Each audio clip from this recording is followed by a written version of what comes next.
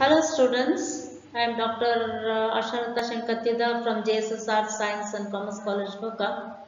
I have already discussed in the previous period about the fiction in Gandhian era. We had a great discussion about K.S. Venkataramani, A.S.P. Iyer, and we had concentrated on one of the greatest writer, Mulkraj Anand. So today we will be focusing on the next writer, that is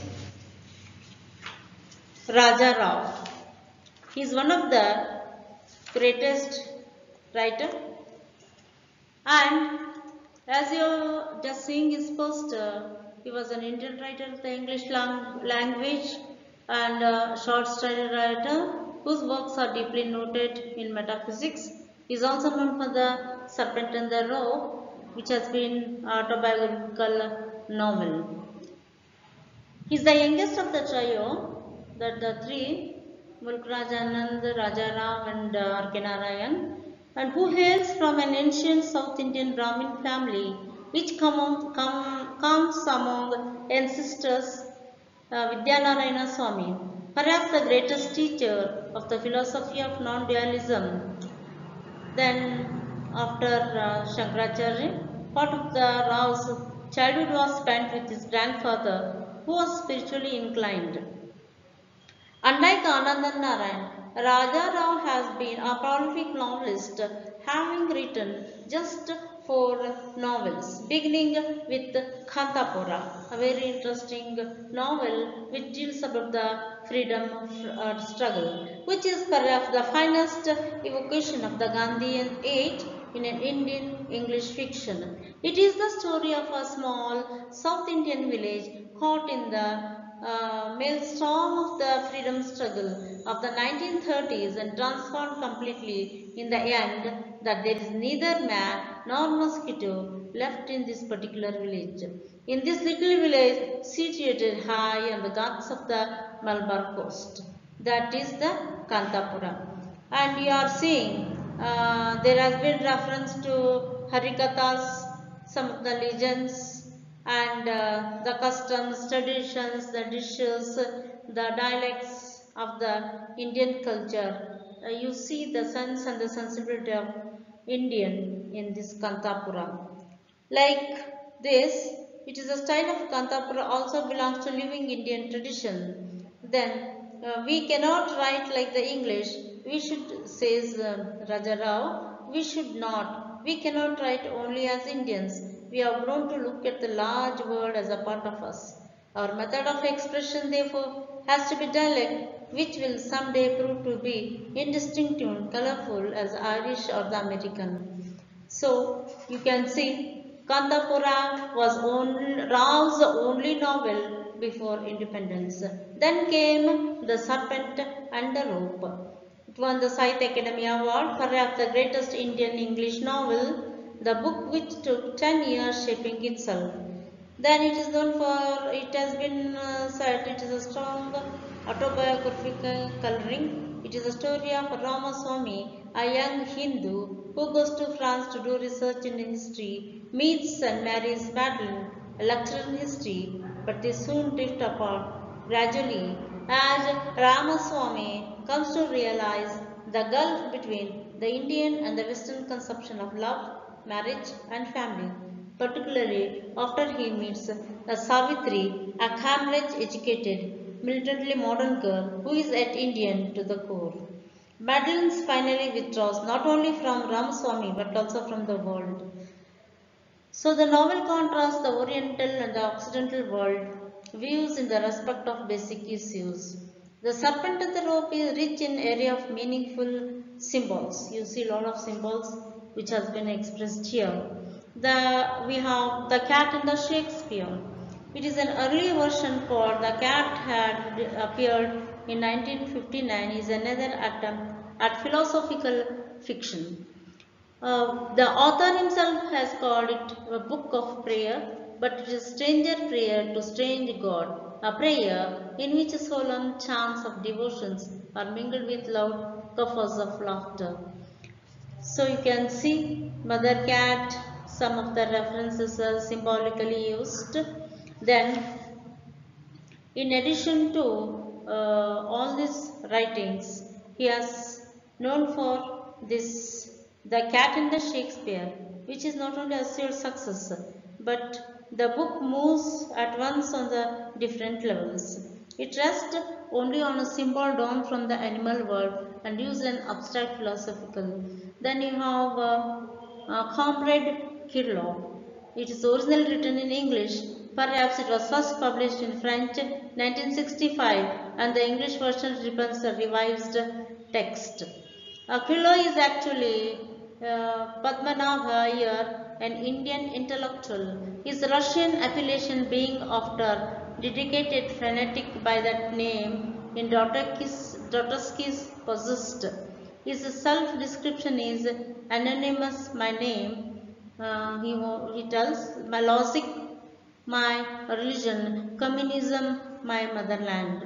Set in the 1930s and 40s in London, the novel mainly comprises the Gargalas Kirlov's opinions on communism, the British, the war, the Indian freedom struggle, etc.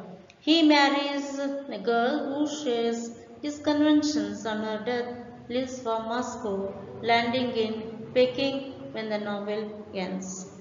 So, apart from the work of Anand and Narayan Rao, quite considerable amount of fiction was produced during the period, much of it in minor vein. An interesting phenomenon is the number of Muslim novelists, most of whom write evocatively about the life in the Muslim households. You can see, apart from them, there are also Muslim writers. So these are the writings of the Raja Rao, as you are seeing here, The Serpent and the Rope, a semi-autobiographical novel. Then you have The Cat and the Shakespeare, Tale of India, Comrade Kirlow, and The Chess Master and His Moves, and the fiction. Yes, that is the cover of the Parakeets, some of the short stories. The Policeman and the Rose is known for The Policeman and the Rose, and the Ganga Ghat. It is also very interesting a novel about the river Ganges and the incidents that take place on the banks of the river Ganga. So this is about Raja Ram. Then you have another Muslim writer, as I just told you, that Amar Ali. He has been noticed for conflict. The entire action concerns a Hindu family, showing how Shankar, a village boy, comes to Bombay, fire execution, gets caught in a hesitation of 1942. Unfortunately, Ali's picture of rustic life, his hero's adjustment to urban surroundings, and his initiation into the freedom struggle remains largely superficial. His two later novels, Via Geneva and Assignments in Kashmir, move on the international plane and are products of his experience of working as a diplomat. So you are seeing that his other works include Valet in Delhi, then some other interesting works have been noticed here. Twilight has been Break the Chain.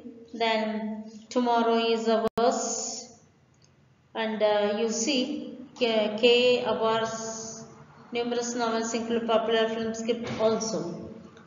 Then we have another writer, that is Hussain, Iqbal Hussain, and who is known for some of the works here.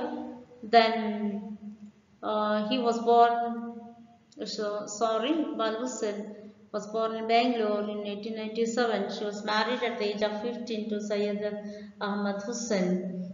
Then look at the work of her. Then she is known for one of the writings. Then one of the interesting, these are the works of her. Then you have Amar Ali, writer of eminence. The subject matter of his writing is war. He mostly concentrated on the war. Then he wrote about the incidents that took place and something to do with the war. His novels Conflict via Geneva, Assignments in Kashmir. These are the products of his experience as a diplomat. Let me continue about K.A. Abbas' numerous novels, which include popular film script also. Among his list insubstantial books, Tomorrow is Ours, a novel of the India of today. Then it includes about the nationalism, leftism, and denunciation of fascism and untouchability. The protagonist Parvati devotes her dancing talents to the Indian People's Theatre, and her doctor husband goes off to China to turn the war wounded.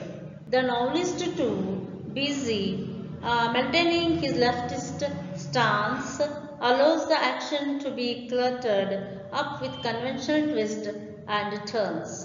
And Inquilab, a novel of the Indian Revolution, is more ambitious work, offering the panorama of the Indian political scene during the 1920s. Among the remaining novelists, we have Dan Gopal Mukherjee.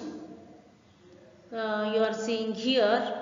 Then first successful Indian man of letters in the United States and won the Newbery Medal in 1928. His novels Jungle and the Rustic Life, the Rustic Lad it is. Then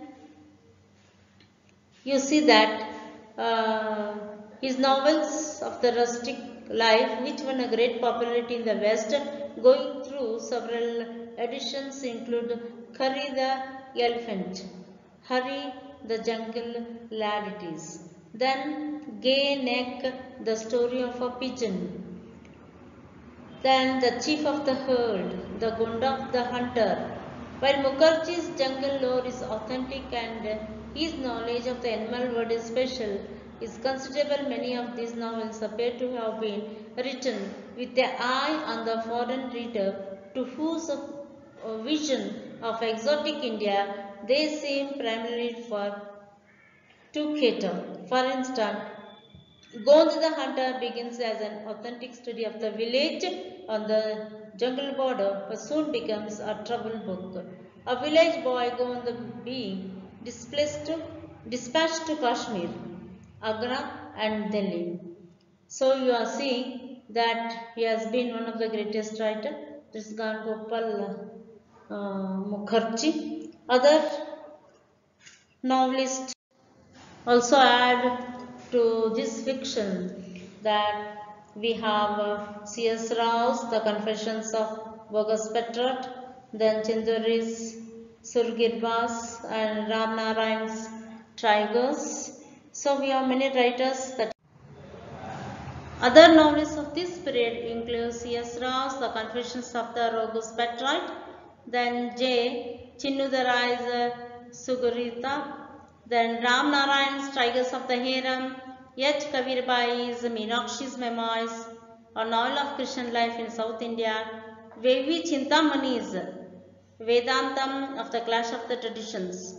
Then we have Shankar Ram's The Love of the Lust, D.F. Karka's Just Flesh, perhaps the only novel by an Indian set wholly the West and containing only British characters. There Lay the City. It's a love story set in Bombay during the World War. And We Never Die. Then Purushottama's Trikam's Living Mask and N.S. Padike's own translations from his Marathi originals, Leaves in the August Wind and The Whirlwind, both set against the background of the Quit India movement of 1942. So the last novelist who have been just contributed, they are okay, we can just remember them. So when you are reading all these novels, you have to concentrate even for 1 marks questions. So all of the work should be remembered and noticed. Okay, thank you.